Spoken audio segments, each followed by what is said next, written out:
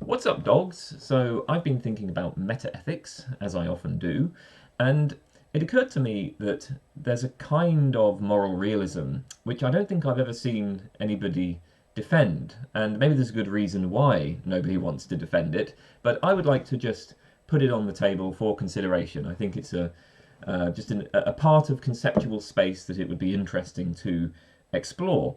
So the thought is this: what if there are moral facts, as the moral realist claims, stance-independent moral facts? Let's say there are stance-independent moral facts, but these moral facts are just vague rules of thumb.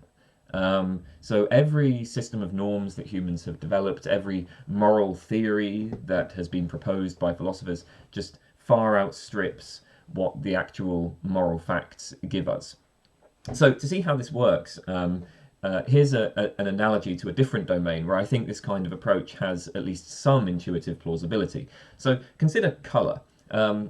Obviously, there's a great deal of debate about what exactly colour is, but here's one possible view for philosophers of colour.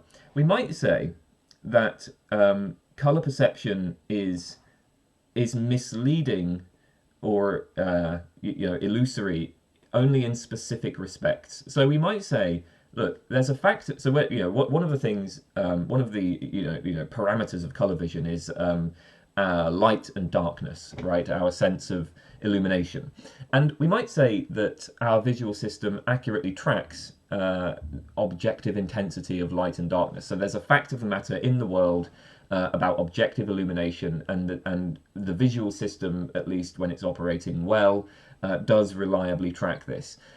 So light and darkness accurately correspond to objective illumination.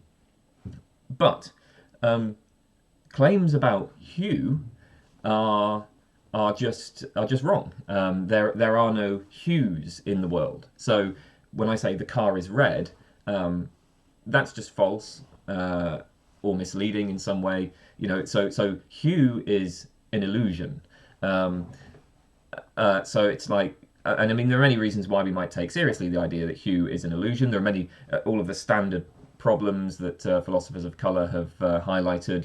You have, for example, metamerism. So two objects can appear to be exactly the same red, but they can have completely different surface spectral reflectances, like the properties of the surface and the wavelengths of light that they reflect can be completely different, but under certain illumination they can appear to be exactly the same red. Similarly, you get like totally different surfaces appearing the same color, and sometimes there's no surface, right? Sometimes you can have a color, but there's not even a surface associated with it, as when you look at the sky and it looks blue, but actually there's not even a surface there. That's just caused by the scattering of light. Similarly, different species will perceive completely different colors, so they will group objects in completely different ways. These sorts of considerations might lead us to think that actually there just is no such thing as color. Color is an illusion. But it looks like you could say that color is an illusion, or maybe more specifically that hue is an illusion, but that our perceptions of light and darkness are not illusions. I mean, now, again, I'm not saying that there's any particularly good arguments for this position, but I think that there's at least some intuitive appeal to it. I mean, we might be able to see why somebody might defend a position like this. Okay, light, darkness, brightness, that's objective and that's veridical. Our perception of that is veridical, but hue is illusory. So color perception there are like color facts, but our color perception is sort of building on those facts in a way that kind of outstrips what the actual facts are. Okay, so in this so hopefully that's useful. Okay, apply this idea to the moral domain. I mean, one thing to bear in mind is that most people already accept that there are norms that outstrip morality. So, I just recently uploaded a video on how we can delineate the moral domain. And most people accept that, in addition to moral norms, societies have all sorts of conventional norms. You know, there are norms of etiquette, for instance. Uh, and so, I was told that when I was a kid, teachers used to tell me that it was rude or disrespectful or something to eat with your elbows on the table. I have no idea why, but apparently that's the case in at least some parts of England. You shouldn't do that. Well, that's not a moral norm, right? I mean, I imagine that well, probably a lot of the people who promote this norm don't don't sort of view it as being part of morality.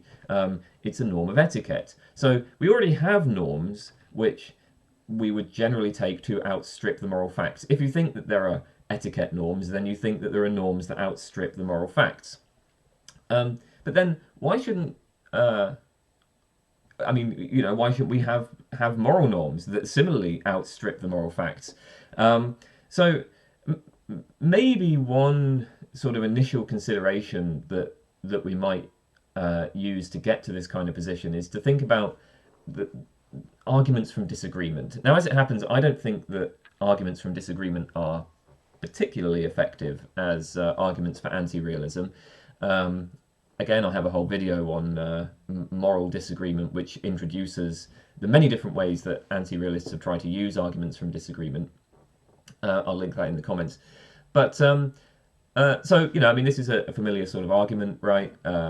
We look at different societies, or we look at the same society over time. We find a great deal of variation in moral norms, and it really isn't obvious that there's any kind of factual error being made. So it seems as if completely rational people can come to adopt radically different moral theories. And so there's a move that's sometimes made in response to this, which is to say, well, there are at least some moral judgments that seem to be universal. So yes, there are disagreements on specifics, and I mean, obviously, different societies will have different moral norms. But even so, there are certain broad moral judgments that basically everybody agrees on. Like, I don't know, you ought not to torture children for fun, or you like peace is good, right? Survival is good, right? So these very kind of broad rules of thumb can be found in basically every society. So maybe then, right, a person might hold this position. They might hold, well, these are the moral facts, right? These like broad rules of thumb, but that's as far as morality, as the moral facts go, right? Like anything beyond these broad rules of thumb is so it's analogous to the case of how visual perception gives us this illusion of color hues, right? Actually, there's just brightness, right? Like that's the only. So our visual perception correctly tracks brightness, but hue is an illusion. So similarly, right? Yes, there are these vague rules of thumb, and when we engage in moral thinking, somehow we are correctly tracking those moral facts. But then when we sort of build moral theories on these facts, we're just like outstripping what the actual moral facts are. There was an interesting article I read by Marius Baumann called Parfit, Convergence and Underdetermination. And he raises an interesting objection to an argument that Derek Parfit gives in On What Matters. See, Parfit has this view that yes, there are lots of different moral theories that are all plausible, but actually they all converge on the same sort of normative requirements. They make the same verdicts. So Parfit discusses utilitarianism and Kantianism and contractarianism or contractualism, and he thinks that these three theories, at least when they are developed in their best forms, when they're presented in the most sophisticated forms, they're actually going to be extensionally equivalent. They're going to give the same verdicts. They're going to judge the same things to be right or wrong. So, for instance, there's a kind of Kantian argument for rule consequentialism, which is that it's going to be, the claim is going to be something like the principles that everyone can rationally will are just those principles that, if followed by everybody, would make things go best. And then, like, and similarly, you can see the kind of contractarianism in the. So basically, right, you have these three theories, right, three plausible theories. They're different theories, but actually the moral verdicts are the same. So you get this convergence. And what Bauman points out is there's a challenge here, which is that what Parfit seems. So Parfit kind of presents this as, like, hey, this is a good thing for moral realists, because it turns out that our three best theories are converging in the same direction. But Bauman points out, well, actually, this seems like it might actually be a problem for realists, because what Parfit has shown is that there is, at least if Parfit's argument is successful, what he has shown is that there is an underdetermination with respect to the sort of moral theoretical structure. So, yes, these theories give the same verdicts. They say that the same things are right and wrong. But now, moral theories don't just tell us what it is that's right and what it is that's wrong. They give some account of why it is that things are right and wrong. So okay, yeah, it's wrong to torture children, but why is it wrong to do that? And part of the point of moral theories, like Kantianism and consequentialism and so on, is to give an explanation of that. So, we have an underdetermination problem, which is exactly analogous to underdetermination challenges in philosophy of science. So in philosophy of science, one of the main challenges to realism is you can have two scientific theories that are both empirically equivalent. So they both entail the same observations, but they make completely different claims about the underlying structure of the world. Well, in the same way, Bauman says, if Parfit is right, moral theories are underdetermined by moral verdicts. So you can have two different moral theories that make the same moral verdicts, but they give completely different explanations for why actions are right and wrong.